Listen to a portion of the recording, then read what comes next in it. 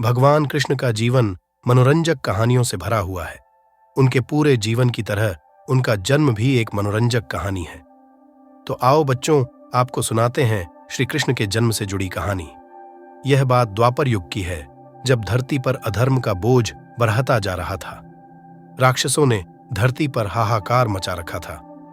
इस बात से बहुत परेशान होकर धरती माँ गाय का रूप धारण करके देवताओं के पास गई और उनसे कहा, हे देवता गण, मेरी रक्षा करें। इस राक्षसों का आतंक मुझ पर बढ़ता जा रहा है, इन्हें खत्म करें। धरती माँ की इस बात का देवताओं के पास कोई समाधान नहीं था। इस पर उन्होंने ब्रह्मा जी के पास जाने का निर्णय लिया और धरती माँ के साथ सभी देवता ब्रह्मा जी के पास गए। वहां पहुंचकर उन्होंने ब्रह्मा जी से विनती की, प्रभु, मेरे ऊपर से दैत्यों का यह भार कम करें, मैं बहुत परेशान हो गई हूं। ब्रह्मा जी ने उनकी तरह देखा और कहा, इसका उपचार सिर्फ भगवान विष्णु कर सकते हैं। देवी, आप उन्हीं के पास जाइए। ब्रह्मा जी का कहा मानकर उनके साथ धरती माँ और सभी देवतागण भगवान विष्णु के निवास क्षीर सागर पहुंचे। उस समय वह शेष नाग पर लेटे हुए आराम कर रहे थे। वहां पहुंचकर सभी ने उन्हें प्रणाम किया और पूरी कहानी सुनाई। पूरी कहानी सुनकर भगवान विष्णु ने कहा, हे देवी, परेशान न हो, मैं मनुष्य के रूप में पृथ्वी लोक पर अवतार लूंगा और पाप को खत्म करूंगा। उनकी यह बात सुनकर धरती माँ खुशी खुशी वहां से चली गईं। इधर मथुरा में राजा उग्रसेन राज किया करते थे। वे दयालु राजा थे, लेकिन उनका बेटा कंस बहुत अत्याचारी और लालची था। उसे राजगद्दी का बहुत मोह था। एक दिन उनसे अपने बल से राजा उग्रसेन को सिंहासन से उतारकर जेल में डाल दिया और खुद राजा बन गया। लेकिन कंस अपनी बहन देवकी से बहुत प्यार करता था। एक दिन देवकी की शादी राजा शूरसेन के पुत्र वासुदेव के साथ हुई।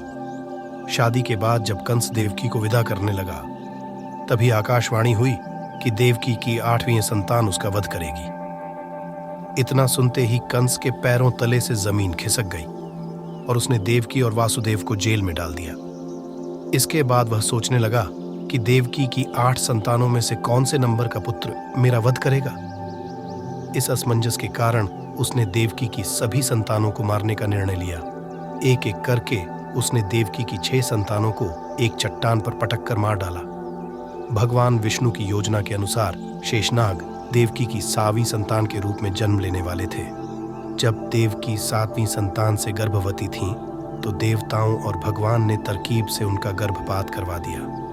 साथ ही उस संतान को वासुदेव की पहली पत्नी रोहिणी के गर्भ में पहुंचा दिया गया था।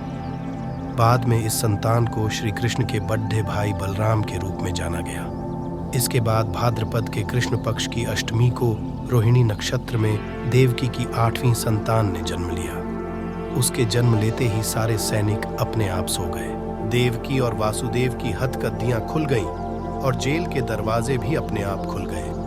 उन दोनों को कुछ समझ नहीं आ रहा था और तभी आकाशवाणी हुई कि इस पुत्र को गोकुल में नंद बाबा के यहाँ छोड़ दिए आओ। उन्होंने ठीक वैसा ही किया। उन्होंने टोकरी में श्री कृष्ण को लेटाया और यमुना नदी के पार गोकुल में छोड़ ढककर आ गए और वहां पालने में सोई बेटी को अपने साथ जेल में ले आए। वासुदेव के वापस आने के बाद सब कुछ पहले जैसा हो गया। हथकड़ियां और जेल के दरवाजे वापस लग गए और पहरेदार होश में आ गए। होश में आते ही सैनिकों ने देवकी की 8वीं संतान की खबर जाकर कंस को दे दी। कंस दौड़ता हुआ जेल आया और देवकी की गोद से उसकी संतान को छीन लिया। इसके बाद जैसे ही कंस ने उसे मारने के लिए हाथ उठाया, वह उसके हाथ से छूटकर हवा में उड्डती गई और बोली, दुष्ट कंस, मैं योगमाया हूं। तुझे मारने के लिए भगवान ने गोकुल में अवतार ले लिया है। अब तेरा अंत निश्चित है।